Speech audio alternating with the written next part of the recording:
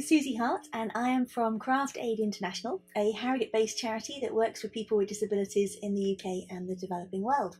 And today I'm going to show you how to make one of these beautiful owls with the kit that you have just purchased or been given as a gift.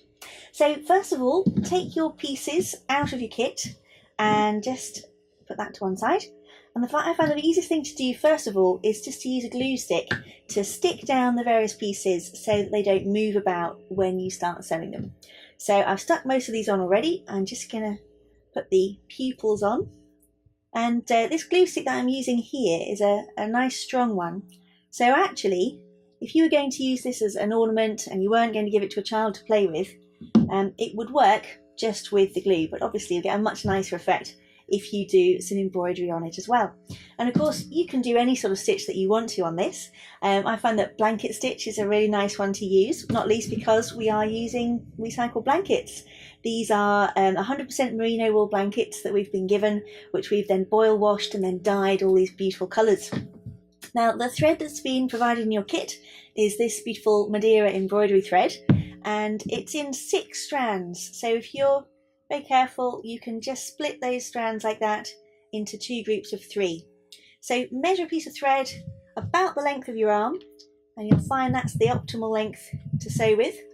Cut it, divide it into 2 groups of 3 so that you've got a piece of thread like that.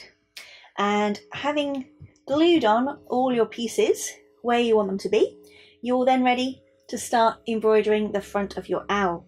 So if you wanted to do a blanket stitch, this is how you would do it. Putting a knot in the end of your thread, just pull it back from the back to the front. And then for your first stitch, just go in again at the back there and through to the front of that tummy section. And then when you get to about there, just put the needle through that loop and pull, and that will create your first blanket stitch.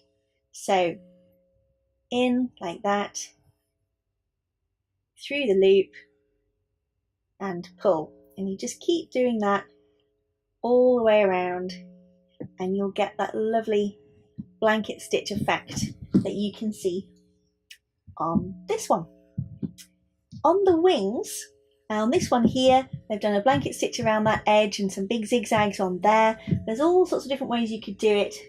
Here's one I've just been working on, and I've just done a little, it's almost like a daisy, sort of open daisy stitch on the wings there. Just to show you how to do that, I'll just snip this thread just for now. I can tie that off later, and I'll just show you how that's done. So let's put a knot in the end of this thread. Bring it from behind the wing, and the wings I quite like to just attach at the top of the wing, so I've just put a bit of glue underneath the top of each one there. So from the back, just do a sort of U shape with your thread like that. Go back into there and then cross the top of your thread that you've left when you made that little U shape, and you get a nice V like that.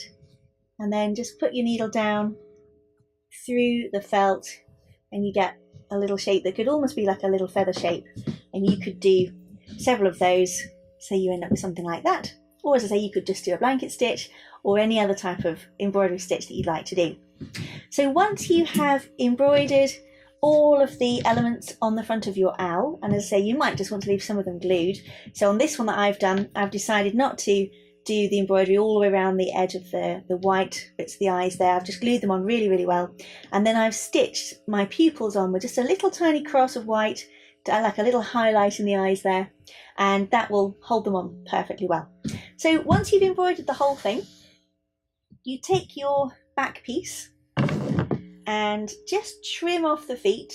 This feels a little bit brutal, but get yourself a pair of sharp scissors, trim off those feet because you don't need those, and then put the 2 pieces together, front and back, like that, and start stitching all the way around the edge.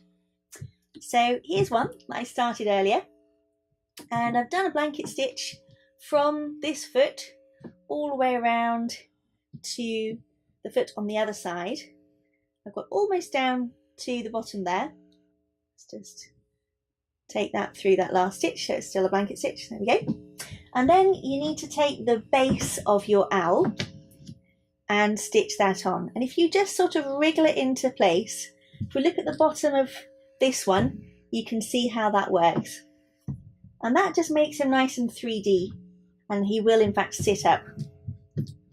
So what we're going to do is just continuing with our running stitch, we're joining both pieces together. So we go around the front two pieces first.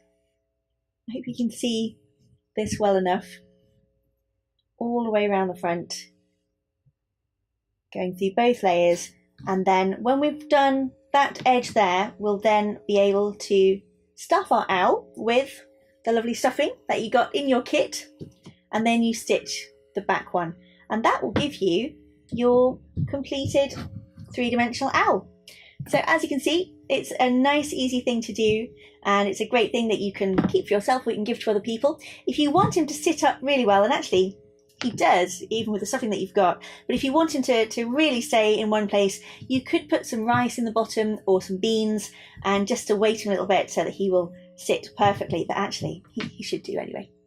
You could also scent him with essential oils. So if you're having trouble sleeping, put some lavender oil on his tummy, put him next to your bed, and he'll be a lovely sleep companion as well. I hope you've enjoyed this video. Do have a look at the rest of the Craft Aid website to find out what we do, and most importantly to find out who's made the elements that are in your kit. They've all been cut out using very simple die cutting techniques by hand by differently able people in Harrogate and also in Leeds, and they come along to our weekly sessions. They have great fun hanging out together, learning new skills, making beautiful things in a creative and supportive environment, and they take great pride in creating the things that you can then buy and take home and make into your finished articles. So have a look at the rest of our website, find out about how you're making a difference to the people who've made the elements in your kit. Thanks very much.